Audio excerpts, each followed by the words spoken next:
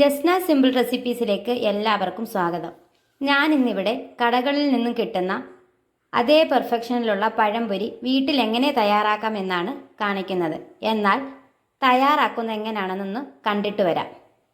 തയ്യാറാക്കുന്നതിനായി ഞാനിവിടെ പഴുത്ത 4 ഏത്തപ്പഴം എടുത്തിട്ടുണ്ട്. ഇനി നമുക്ക് ഈ ഏത്തപ്പഴം ഓരോന്നായി പൊളിച്ചൊന്ന് മുറിച്ചെടുക്കണം. ഇതിനെ ഞാൻ 3ആയിട്ടാണൊന്ന് കട്ട് ചെയ്തെടുക്കുന്നത്.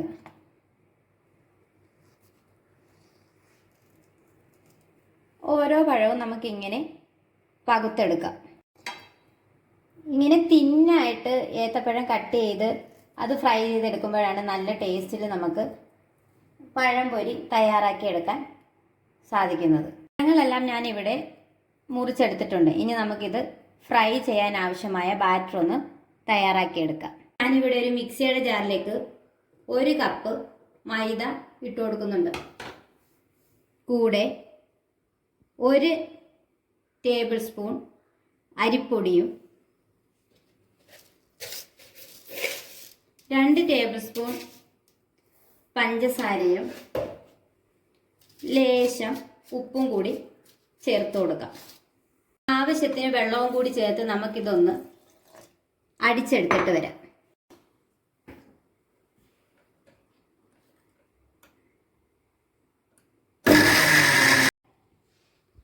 അടിച്ചെടുത്ത ബാറ്ററിനെ ഞാനിവിടെ ഒരു ബൗളിലേക്ക് മാറ്റി കൊടുക്കുന്നുണ്ട്. പെട്ടെന്ന് തന്നെ പഴംപൊരി തയ്യാറാക്കാനാണെങ്കിൽ നമുക്ക് ഒരു അല്പം സോഡാപ്പൊടിയും കൂടി ചേർത്ത് കൊടുക്കാം. നല്ലതുപോലെ ഒന്ന് മിക്സ് ചെയ്ത് കൊടുക്കണം. 1 ഡ്രോപ്പ് പെർമിറ്റഡ് ഫുഡ് കളർ ചേർത്ത് കൊടുക്കുന്നുണ്ട്. ഇത് ആവശ്യമുണ്ടെങ്കിൽ മാത്രം ചേർത്താൽ മതി, ഇല്ലെങ്കിൽ ഒഴിവാക്കാവുന്നതേ ഉള്ളൂ. ഫുഡ് കളറിന് പകരം മഞ്ഞൾപ്പൊടി ചേർത്ത് കൊടുത്താലും മതിയാവും. ഇനി നമുക്ക് ഏത്തപ്പഴങ്ങൾ ഓരോന്നായി ഒന്ന് ഫ്രൈ ചെയ്തെടുക്കാം. അതിനായി ഒരു പാൻ ഞാൻ അടുപ്പത്തേക്ക് വെച്ച് കൊടുത്തിട്ടുണ്ട്. അതിലേക്ക് ഞാൻ വെളിച്ചെണ്ണയാണ് ഒഴിച്ചു കൊടുക്കുന്നത്. ഫ്രൈ ചെയ്യാൻ ആവശ്യമായ വെളിച്ചെണ്ണ വേണം എടുക്കേണ്ടത്. എണ്ണ നന്നായി ചൂടായി വരുമ്പോൾ നമുക്ക് ഏത്തപ്പഴങ്ങൾ ഓരോന്നായി ഈ ബാറ്ററിലേക്ക് ഇട്ട് ഒന്ന് നല്ലതുപോലെ മുക്കി എണ്ണയിലേക്ക് ഇട്ട് കൊടുക്കാം.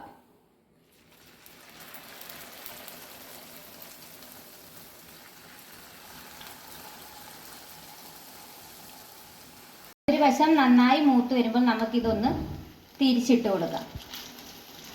പഴംപൊരി ഇവിടെ തയ്യാറായി കഴിഞ്ഞ് ഇനി നമുക്കൊരു പാത്രത്തിലേക്ക് മാറ്റി കൊടുക്കാം. എല്ലാവരും ഒന്ന് തയ്യാറാക്കി നോക്കിയിട്ട് ഫീഡ്ബാക്ക് അറിയിക്കണേ. നിങ്ങൾക്ക് എൻ്റെ ഈ ചാനൽ ഇഷ്ടപ്പെടുന്നുണ്ടെങ്കിൽ ലൈക്ക് ചെയ്യാനും ഷെയർ ചെയ്യാനും സബ്സ്ക്രൈബ് ചെയ്യാനും ഒന്നും മറന്നു പോകല്ലേ. നിങ്ങളുടെ സപ്പോർട്ട് ഉണ്ടെങ്കിൽ മാത്രമേ എനിക്ക് മുന്നോട്ട് പോകാൻ സാധിക്കുകയുള്ളൂ. ഇതുപോലുള്ള സിമ്പിൾ റെസിപ്പിയുമായിട്ട് വീണ്ടും കാണുന്നത് വരെ താങ്ക്സ് ഫോർ വാച്ചിങ്.